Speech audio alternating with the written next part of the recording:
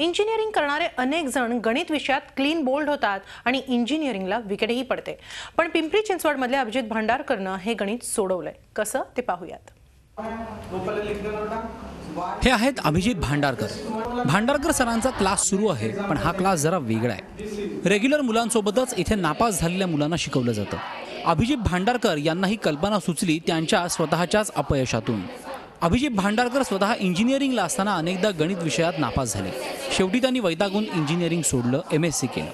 पण इंजिनिअरिंगमधलं गणितातलं अपयश त्यांना स्वस्थ बसू देत नव्हतं। त्यामुळे त्यांनी गणिताची पाठ सोडली नाही, त्यात आधी स्वतः यश मिळवलं आणि मग गणितातल्या नापास मुलांसाठी क्लास सुरू केला।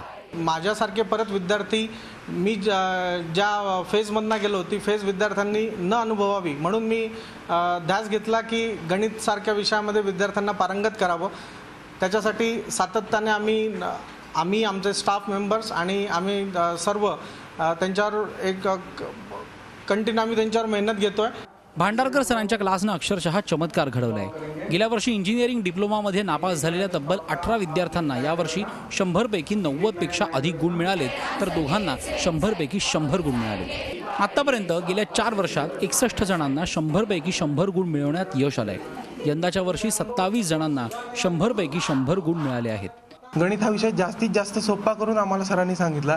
सरांच्या काही ट्रिक्स, त्यानंतर सर ज्या पद्धतीने आम्हाला शिकवायचं त्या पद्धतीने आम्ही गणित हा विषय खूप आवडीने शिकायला लागलो। सरांनी एकदम माझ्यावर खूप मेहनत घेतली। कसं फॉर्म्युले एकदम रोज इथं रिवाइज करून घेऊन मी एवढी मेहनत घेतली आणि खूप सरांनी पण माझी खूप मदत केली। त्याच्यामुळे मला नंतर 100 मार्क पडले।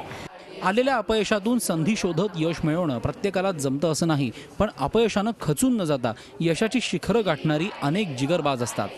तेच भांडारकर सर असतील किंवा त्यांचे विद्यार्थी, त्यांनी हे साध्य केलंय। ते तुम्हालाही एक दिवस नक्की साध्य होईल। गरज आहे फक्त प्रयत्नांची।